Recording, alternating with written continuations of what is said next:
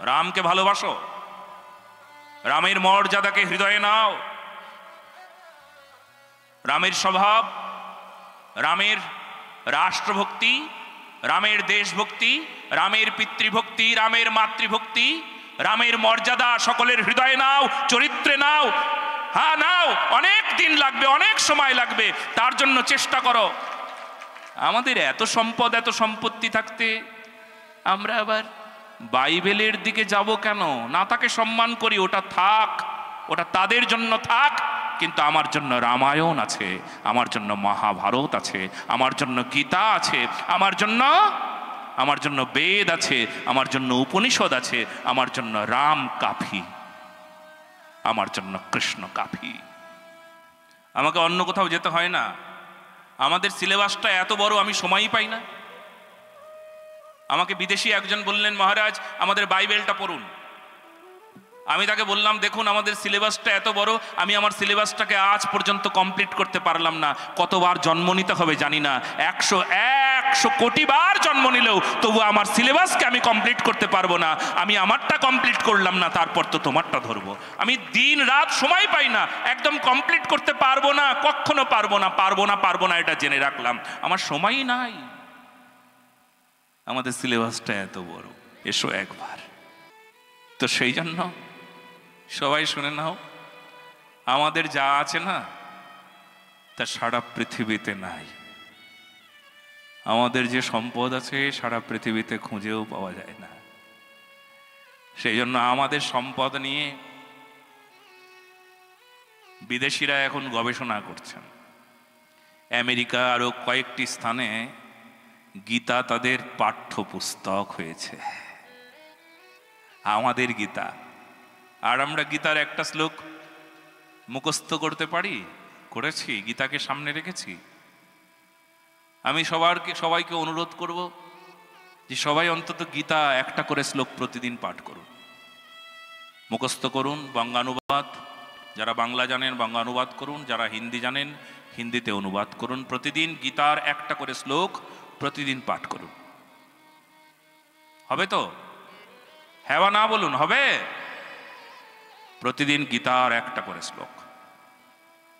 শুধু শ্লোক নয়, ওর মধ্যে কি আছে, কোন বিষয় আছে, কিভাবে, কারণ গীতা আমাদের চরিত্রকে গঠন করে, গীতা আমাদের বুদ্ধি যোগায়, গীতা আমাদের জ্ঞান প্রদাতা, গীতা আমাদের সংস্কার সংস্কৃতিকে টিকিয়ে রাখে, গীতা আমাদের সনাতন ঐতিহ্যকে টিকিয়ে রাখে, গীতা আমাদের শক্তিশালী করে, শক্তিমান করে, গীতা আমাদের শ্রদ্ধা হৃদয়ে ভরপুর করে, অন্যকে শ্রদ্ধা করবার জন্য এমন শক্তি প্রদান করে। গীতা সার অসার শুধু বুঝিয়ে দেয় না, অসারকে ত্যাগ করবার ক্ষমতা আর সারকে গ্রহণ করবার ক্ষমতাশালী করে। গীতা রাষ্ট্রভক্তি, দেশভক্তি, স্বদেশ ভক্তি লাভ করিয়ে দেয়। গীতা একটা সুন্দর একটা মানুষকে যোদ্ধা বানিয়ে দেয়। যদি তুমি যোদ্ধা না হয়েছো তবে হেরে যাবে যখন তখন। তোমার যুদ্ধের রণকৌশল, রণনীতি সব শিখিয়ে দেয় গীতা। কত বড় বিজ্ঞান! তুমি কি করে বাঁচবে? যুদ্ধ করতে আসছে, ভেতরেই যোদ্ধা, কাম ক্রোধ লোভ মোহ মদ মাৎসর্য, আর তার মধ্যে বাইরেও আবার যোদ্ধাগুলো আছে, অধর্ম।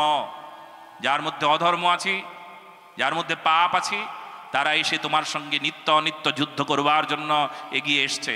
তাদের সঙ্গে যুদ্ধ করতে হবে। কি করে করবে? তোমার সেই শক্তি চাই। গীতা সেই একটা মানুষকে যোদ্ধা বানিয়ে দেয়, সুন্দর এক যোদ্ধা। তুমি যেখানেই যাবে তোমার সঙ্গে কেউ পেরে উঠবে না, কারণ তুমি সনাতনী যোদ্ধা। সনাতনী যোদ্ধার সঙ্গে আজ পর্যন্ত কেউ পারে নাই। ভগবান কৃষ্ণ সেই দিন প্রতিজ্ঞা করেছে, অর্জুনের সঙ্গে কেউ কখনো পারবে না, পঞ্চপাণ্ডবের সঙ্গে কেউ পারবে না, কারণ পঞ্চপাণ্ডব সনাতনী যোদ্ধা। ধর্ম যার হৃদয়ে আছে সে সনাতনী যোদ্ধা। গীতা প্রতিদিন পাঠ করুন,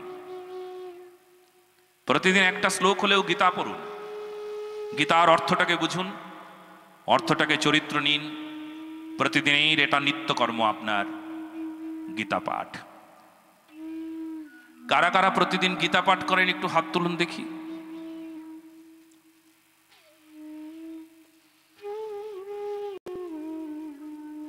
একটা হাতও উঠল না। এটা বড় লজ্জার বিষয়। অথচ আমরা বছর বছর বিভিন্ন জায়গায় পাঠ প্রবচন করে আমরা যাই, লীলা কীর্তনিয়াকে নিয়ে আসি, 90,000 টাকা এক এক দিন দিই।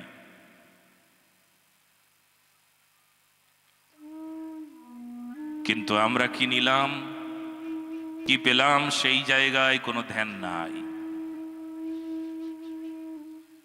স্কুলে যাই কেন, কলেজে যাই কেন, ইউনিভার্সিটিতে কেন যাই, পরীক্ষায় পাশ করলে বোঝা যায় এই কারণে গিয়েছিলাম। গীতা যদি আমরা চরিত্রে গ্রহণ না করি তবে কি লাভ আছে?